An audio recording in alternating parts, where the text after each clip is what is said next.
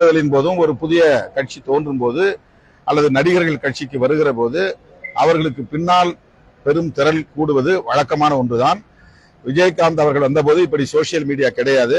அதற்கு முன்பு பலர் போல கட்சி தொடங்கிய காலத்தில் அண்ணன் வைகோ அவர்களோ அல்லது அதற்கு முன்பு திரு ராமதாஸ் அவர்களோ திமுகவுக்கு அதிமுகவுக்கு மாற்று அரசியல் என்று சொன்ன காலத்தில் சோசியல் மீடியா கிடையாது. இப்ப சோசியல் மீடியா அதை ரொம்ப உயர்த்தி பிடிக்கிறார்கள்.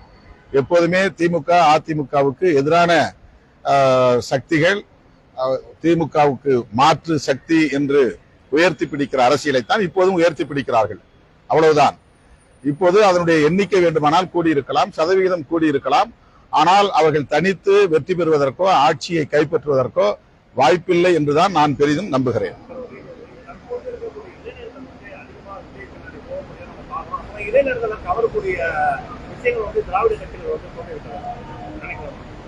இளைஞர்கள் நிறைய விஜய்க்கு எதிராகவும் வாக்களித்திருக்கிறார்கள். அதை யாரும் பெரிதாக பேசுவதில்லை.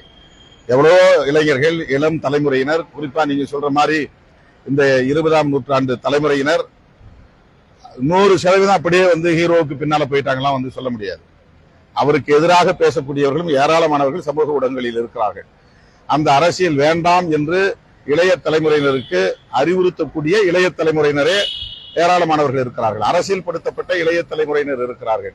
அவர்கள் எல்லாம் நாம் பெரிதாக எடுத்துக்கொள்ளாமல் ஒட்டுமொத்தமாக 100 விழுக்காடு இளம் தலைமுறையினர், புதிய வாக்காளர்கள் ஒரு ஹீரோவுக்கு பின்னால் போய்விட்டார்கள் என்பதை போன்ற ஒரு தோற்றத்தை ஏற்படுத்துகிறார்கள். அவ்வளவுதான். களத்தில் நேரடியாக மக்களை சந்தித்திருக்கிறோம். அதன் அடிப்படையில் எங்களுடைய பார்வை திராவிட முன்னேற்ற கழகத்தின் தலைமையிலான மதசார்பற்ற முற்போக்கு கூட்டணிக்கு மக்கள் ஏகோபித்த ஆதரவை நல்கி இருக்கிறார்கள். ஆகவே எமது கூட்டணி மகத்தான வெற்றியை பெறும், திமுக ஆட்சி தொடரும். களத்தில் நான் நேரடியாக 40க்கும் மேற்பட்ட தொகுதிகளில் பிரச்சாரம் செய்திருக்கிறேன். எங்கள் தொகுதி 8 தொகுதினா தோழமை கட்சியினுடைய வேட்பாளர்களுக்கும் நான் பிரச்சாரம் செய்திருக்கிறேன். நேரடியாக பார்த்த வகையில் ஒவ்வொரு தேர்தலிலும் மக்கள் எப்படி எதிர்வினை ஆற்றுவார்கள் என்பது தெரியும்.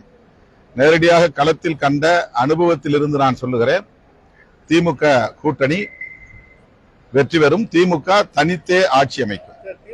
நமக்கு வாக்களித்தாலும் வாக்களிக்காவிட்டாலும் அவர்கள் நம்முடைய மக்கள், வாக்காளர்கள். அவர்களை உரிய